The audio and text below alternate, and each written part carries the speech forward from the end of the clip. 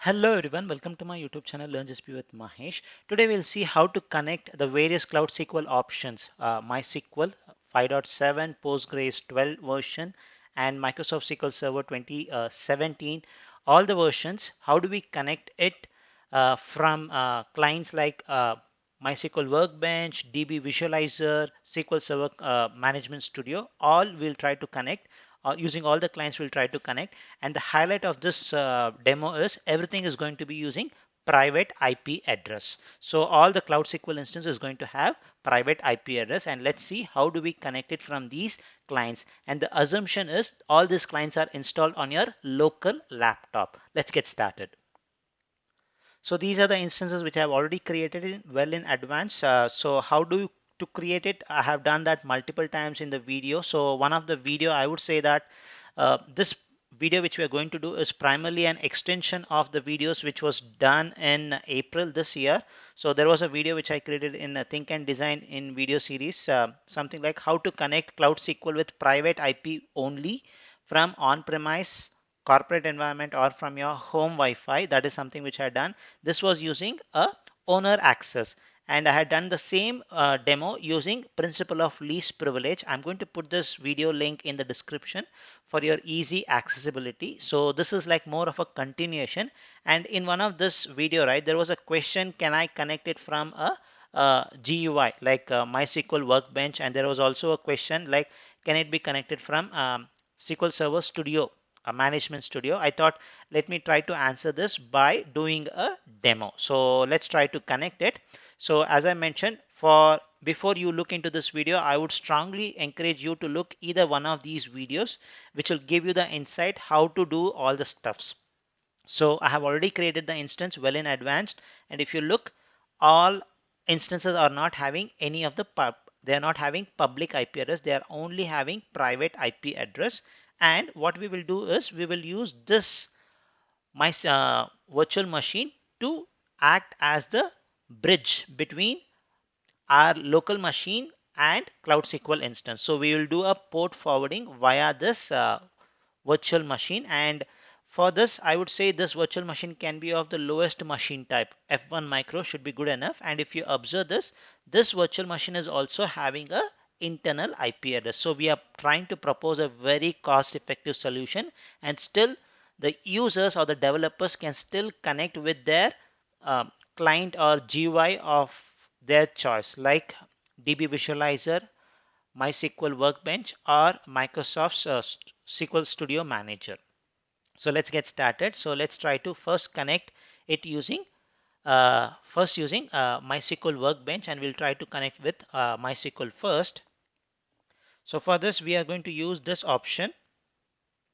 So what we'll do is, as explained in the previous two videos which I mentioned, so what we'll do is we'll try to do a tunnel through, because the virtual machine is having an internal IP address and we need to do a port forwarding. This is the one which will do that. So I'm going to use a very weird port 9030, and to which one I should do port forwarding, it is the IP address of my internal IP address or private IP address of my MySQL instance ending with .7, and MySQL's port by default is 3306. So let me hit enter, and this should pop up a putty window where it shows port forwarding has happened. Something very similar which we had seen in our previous two videos which I highlighted in the beginning. So let's wait for that to come up. Alright, the putty window has come up, and if you just verify it, click on the event log, and you should see there's a port forwarding happening. From localhost, the local port is 9030, and it is forwarded to which machine? If I just close this, if I just click on the event log, scroll down to the bottom, you should see the same IP address, which is nothing but our MySQL IP address. Now we will use the steps. We'll try to use what are the steps you should try to connect. What are the steps, necessary steps which you should use to connect to your this instance using MySQL Workbench. Alright, so I have tried to make a screen something like that so that you can see really the things working in action. So on my left hand side I have MySQL Workbench, and on my right hand side I'm going to have this putty windows event log. So the moment I connect it, it should show me the stuffs here. So the way I do connect is click on the database, click on connect. So what I'm going to do is I'm going to change only this one because we are doing a port forwarding and our local IP is, sorry, our local port is 9030. That's the only change which I need to do. Click on OK. You see that there's immediately this thing going on and it's going to ask me for a password. So let me click on OK. And if things are all fine, I should see the connectivity going forward. My understanding is MySQL uses two connections is what I see. That's why it is trying to connect. So yes, I guess we have connected it. So let's wait for a minute for it to show up the stuffs. Awesome. So it's showing the query stuff, the editor where you can write the stuff. So if I just try something like show databases and run it, it should show me the databases which I have. So because this is a vanilla Cloud SQL instance, I have not created any databases. It shows like that. And if you just wanted to verify this, let me show you the Cloud SQL instance screen. Okay, so we are in a Cloud SQL instance screen. If I just click on my Cloud SQL hyphen MySQL, we should be able to see the databases which is currently there. If I click on databases, so you see the same thing. So what I'll do is I'll try to put the screen back to back and we'll try to create one database just to show that the connection is really working. So we have the screen something like this so that you can see a map. Now what I'll do is I'm just going to do a simple thing, create database. The name of the database is Learn GCP with Mahesh.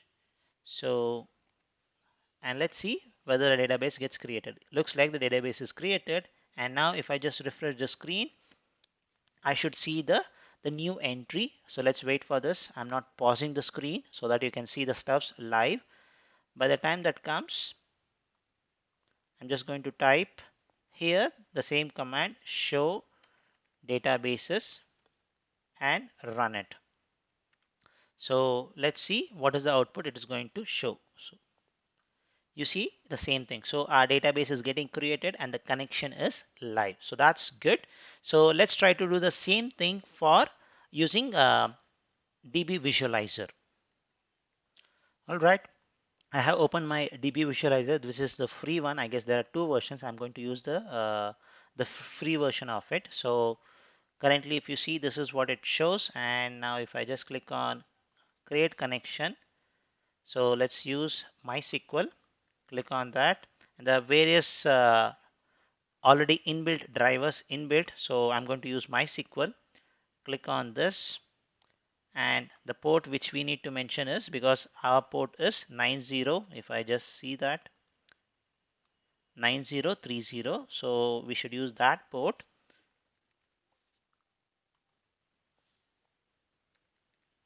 And the username is root, and the password, let me make sure I entered it properly. Yes, that's it. And if you want, you can click on the ping server. It should show there's a connection set. Yes, it is verified. Now let me click on finish, and the connection should be established. So it's trying to connect. I have not paused the screen. So yes, it's correct created, and the database which we created also is showing up. So simple. Now go ahead, and how do you want to do it? Like you can use this SQL commander where you can run your command. So if I just click on this, why don't we create one more database? Create database, uh, learn MySQL. That's it. So let me click on run, and let's wait for the database to be created. And once it is created, it should be showing the stuffs here. Yes, it's in progress. So it was not that fast compared to this thing. So if I just do a refresh, I should see the new thing. You see that my learn MySQL. So that's the stuff there. So what we'll do now is we'll close this terminal and try to do the same thing with Postgres. All right, now let's try to connect with connect to this Postgres SQL, which is having this IP address. So for that, we will use this command, exactly the same thing. Only thing is that the IP address should be your Postgres IP address and the port of the default port of your Postgres, and the default port of Postgres is 5432. So let's try to connect it. Hit enter. All right, the putty window is coming up soon. Once it comes, we'll do the same procedure where we'll look into the event log and try to do the same thing. So if I just click, minimize the background screen or the terminal and click on the event log, we should see the port forwarding is happening to the IP address which is ending with 209.2, which is nothing but our Postgres SQL Server instance. So let's try to do the same thing using DbVisualizer. So I'm in my DbVisualizer screen. So if you see the currently there's no connection. So let's click on connect, use PostgreSQL, and let me use the PostgreSQL driver. And the thing which we need to change is the IP. The host is going to be localhost. The port is 9030. That is what we had used. And the username by default is Postgres, and enter the password which you used while creating it. And when I click on ping server, there should be a connection. Let's just do ping server. You see that connection is verified, that is accessible. There's a connection there. Now if I click on finish, I should see another connection getting opened. Now let's wait for this to show. Yes, we have successfully connected. And if I just expand that, you see these are the default databases which you will have in Postgres. So awesome. So let's do the last thing where we'll try to connect using the same procedure in DbVisualizer for a Microsoft SQL Server. All right, the last part of the demo, we'll try to do the same procedure where we do port forwarding, and we'll try to connect to Microsoft SQL Server 2017 Express Edition, and this is the IP address. So same procedure. So I have opened my terminal where the IP address is 208.2, which is nothing but our Microsoft SQL Server's IP address, and by default the port is 1433. So let me hit enter, which will open up the putty connection. Once the putty connection opens up, we'll try to do the same thing with two different clients. One is using DbVisualizer and the other one is using the Microsoft SQL Mgmt Studio. So let's try to do both the things.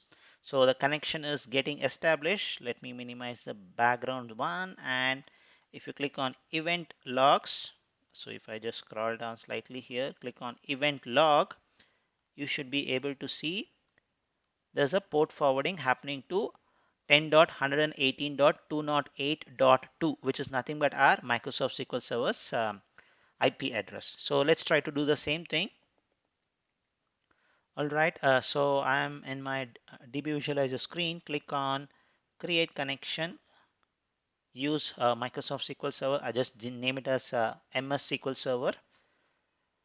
Use the available driver, the one which is in my laptop, which comes by default is Microsoft SQL Server JTDS. That's the driver. Select it, then mention the one. So the port which we are going to use is the weird port 9030, and I don't have Northwind database. I'm just going to put master database in my connection. Then the username is by default. When you create a Microsoft SQL Server instance in GCP, the database the user ID is SQL Server, and enter the password. If you just click on ping, there should be a connection there as usual. Let's just click it. Yes, it is successful and we see a connection.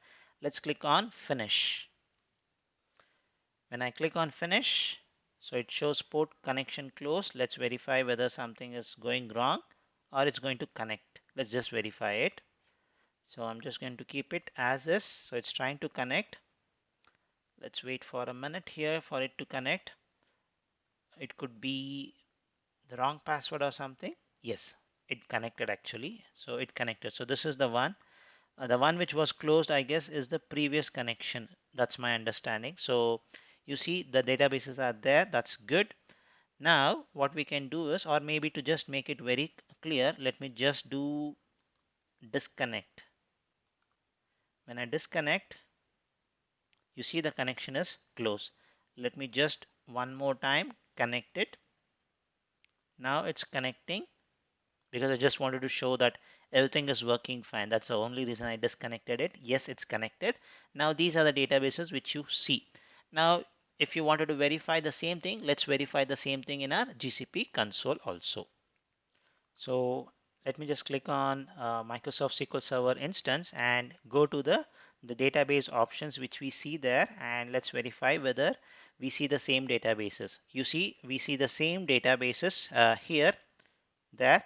As a change, I'm just going to create a database in GCP console and let's see whether it reflects in the DbVisualizer. Let me just click create here. Let me call it as learn GCP with Mahesh. Yeah, such a database does not exist. So if I just click on create, the database should get created in this instance. Now what I'm going to do is I'm going to do right click, refresh the tree, and if things are all fine, I should see the database. You see this, and there's an icon also indicating it's a newly created database. Awesome. So the last step is do the same procedure in Microsoft Management Studio. Alright, I have created the same screen, something similar which we used to do. Now if I slightly scroll this so that I can get a bigger real estate, yes. So what I'll do is this is Microsoft SQL Server Management Studio. Let me click on connect. So I'm going to use localhost comma 9030. So that is the one. So in this, that's how you usually connect it. Mention the password. And this connection which you see which is open, this is because of our DbVisualizer. So let me click on connect and you see nothing happens. So this is something which I observed. I use the same connection string, but it does not connect when I'm using something with Microsoft's SQL Server Management Studio. I'm not a person who have used this Management Studio extensively. So looking into the documentation, what I understood is you have to put comma, server name, comma, the port, and then you should be able to connect. But when I do this, it takes a longer time and gives me an error, something like this. So what I would expect is people who are watching this video, if you have worked on Management Studio extensively, let us know what's something going wrong here, or is there any extra thing which we need to do? Maybe something like in the options, do we need to do anything extra? I tried most of the options, I was not able to figure it out. So it's like more like a question which I wanted to ask or a clarification. If you have worked on it, let me know. So just to make it very clear, right, we'll just try to connect it using the DbVisualizer one more time, just to show that the connection wise everything is fine, but it's something to do with the Management Studio, Microsoft SQL Server Management Studio. Something is missing when I'm doing the connections part. So if you see, this is where I see here, and if I just do disconnect, the connection should close here. Yes, it is closed. Now if I connect it back, it should again connect. If I just wait, yes, it's connected and it shows all the stuffs. So connection wise everything looks fine, but only via Microsoft SQL Server Management Studio I'm not able to connect it. If you are able to know, if you know the solution, please let us know that in the comment section. It would be really happy. It would be really helpful for others also, and I'll be really happy to learn something new from you. So that's the video which I wanted to share today. So how do you connect the various options of Cloud SQL, uh, Microsoft SQL Server, Postgres, MySQL, everything? How do you connect from your favorite client, and that too using private IP address very securely? So that's the video which I wanted to share. Thank you for watching.